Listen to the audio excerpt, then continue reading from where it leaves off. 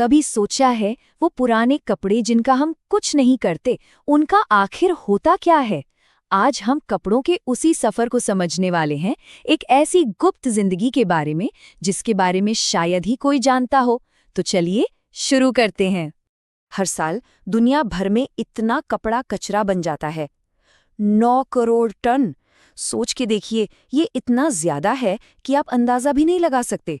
पर ये कपड़े यूं ही कहीं गायब नहीं हो जाते। जी हाँ, इस कचरे का एक बहुत बड़ा हिस्सा दुनिया के एक खास कोने में इकट्ठा होता है, जहां उसे एक नया जीवन मिलता है। और वो जगह कहीं और नहीं बल्कि भारत में ही है। ये है पानीपत, एक ऐसा शहर जो सचमुच पूरी दुनिया के फेंके हुए कपड़ों को अपनी बाहों में समेट लेता है। यहाँ हर कपड़ा मानो फिर से जन्म लेता है। सही मायनों में यहीं पर वेस्ट से वेल्थ यानी कचरे से दौलत बनाई जाती है। अब जरा इन आंकड़ों पर नजर डालिए। हर साल 10 लाख टन कपड़े यहाँ आते हैं, और ये सिर्फ भारत से नहीं बल्कि अमेरिका, कनाडा, यूरोप जैसे अमीर देशों से आते हैं। ये इंडस्ट्री 3 लाख से ज्यादा लोगों को काम देती है, जो इस शहर की इकोनॉमी की रीढ़ है। ये एक लाइन ही सब कुछ बता देती है। मतलब दुनिया के किसी भी कोने से कोई कपड़ा फेंका जाए तो उसका एक ठिकाना तो पक्का है, पानीपत। लेकिन सवाल ये है कि ये सब होता कैसे है? ये कहानी उन लोगों की है जिनके हाथ किसी भी मशीन से ज्यादा तेज चलते हैं। यही लोग इस रिसाइकलिंग प्रोसेस की पहली और सबसे जरूरी कड़ी हैं। यहाँ महिलाएं बिना किसी मशीन के सिर्फ अपने तजुर्बे से कपड़ों को अलग अलग करती हैं, और वो कपड़ों से बटन और जिपर जैसी धातु की चीजें भी निकालती हैं। क्यों? क्योंकि ये छोटी सी चीज आगे चलकर पूरी फैक्ट्री में आग लगा सकती है। और यहीं पर एक बहुत कड़वी सच्चाई सामने आती है। सोचिए, जिस स्वेटर को हम शायद कुछ 100 या 1000 रुपयों में खरीदते हैं, उसे छांटने वाले मजदूर को पूरे दिन की हाड़-तोड़ मेहनत के बाद मुश्किल से 200 रुपये मिलते हैं। जब एक वर्कर से उनके हाथों के घावों के बारे में पूछा गया, तो उनका ये जवाब उनकी मजबूरी और हिम्मत दोनों को एक साथ बयां कर देता है। काम के आगे शायद दर्द महसूस करने की भी फुर्सत नहीं है। पैसे की तंगी तो एक बात है, पर इन मजदूरों को इससे भी बड़े खतरों का सामना करना पड़ता है। कौन से खतरे? चलिए देखते हैं। जैसा हमने पहले बात की, कपड़ों में बची कोई भी धातु की चीज श्रेडिंग मशीन में जाते ही एक चिंगारी बन सकती है। यहाँ अक्सर आग लग जाती है, और कई बार तो एक छोटी सी चिंगारी पूरी की पूरी फैक्ट्री को जलाकर राख कर देती है। ये बहुत ही जोखिम भरा काम है।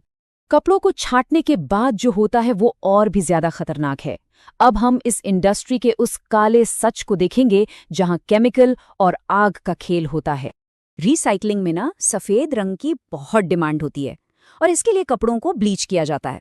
अब सुनिए, पानीपत के आसपास 32 से ज्यादा अवैध ब्लीचिंग यूनिट्स हैं जो गांव के खेतों में खुलेआम चलती हैं और अपना जहरीला पानी बिना किसी ट्रीटमेंट के सीधे नदियों में बहा देती हैं। इसके बाद होती है रंगाई, जहां मजदूर, सोचिए, उबलते पानी और केमिकल से भरे टैंकों में बिना ग्लव्स, बिना किसी सेफ्टी के काम करते हैं। गरम कपड़े और केमिकल से जल जाना यहाँ एक आम बात है। और शेडिंग यूनिट, जहां कपड़ों को फाड़कर रेशा बनाया जाता है, वहां के एक मजदूर के ये शब्द बहुत कुछ कह देते हैं। चारों तरफ धूल और माइक्रोफाइबर उड़ते रहते हैं, और ये मजदूर जिंदगी भर इसी जहरीली हवा में सांस लेते हैं। इतनी बड़ी मानवीय और पर्यावरणीय कीमत चुकाने के बाद चलिए अब देखते हैं कि ये फटे पुराने कपड़े कैसे एक बिल्कुल नए प्रोडक्ट में बदल जाते हैं। ये प्रोसेस 4 मेन स्टेप्स में होता है। सबसे पहले श्रेडिंग, जहां कपड़ों को फाड़कर रेशा बनाते हैं। फिर कार्डिंग मशीन इन रेशों की एक परत बनाती है। इस परत को स्पिनिंग मशीन में घुमाकर मजबूत धागा बनाया जाता है, और आखिर में उसे इस्तेमाल के लिए कोन्स पर लपेट दिया जाता है। और पता है इस रिसाइकिल्ड धागे से बनता क्या है? ये जानकर हैरानी होगी कि इससे भारतीय सेना, वायुसेना और यहाँ तक कि हमारी ट्रेनों में इस्तेमाल होने वाले कंबल बनाए जाते हैं। जिन कपड़ों को हम बेकार समझकर फेंक देते हैं, वे हमारे जवानों को गर्म रखते हैं। लेकिन पानीपत की ये कहानी सिर्फ एक शहर की नहीं है। ये कहानी हमारी आदतों से जुड़ी है। हमारी अलमारियां कैसे एक ग्लोबल क्राइसिस को जन्म दे रही हैं, चलिए समझते हैं। ये चार्ट एक चौंकाने वाली हकीकत दिखाता है। पूरी दुनिया में जितने कपड़े फेंके जाते हैं, उनमें से सिर्फ 12% ही रिसाइकल हो पाते हैं। सिर्फ 12%, बाकी 88% या तो जमीन में गाड़ दिया जाता है या जला दिया जाता है, जो हमारे पर्यावरण के लिए एक बहुत बड़ा खतरा है। और इसका सीधा असर लोगों की सेहत पर पड़ता है। इन फैक्ट्रियों के 5 किलोमीटर के दायरे में रहने वाले 90% घरों ने पिछले 5 सालों में किसी न किसी गंभीर बीमारी का सामना किया है, जैसे त्वचा की बीमारियां और सांस की तकलीफ। एक मजदूर के ये शब्द इस पूरे सिस्टम पर एक बड़ा सवाल खड़ा करते हैं, जहां जोखिम और मेहनत किसी और की होती है और सारा मुनाफा किसी और का। तो पानीपत हमें ये तो सिखाता है कि कचरा भी कीमती हो सकता है, पर सवाल ये है कि क्या ये कीमत हम इंसानों और कुदरत से वसूल रहे हैं? अगली बार जब कोई नया कपड़ा खरीदे तो इस सफ़र के बारे में एक बार ज़रूर सोचिएगा।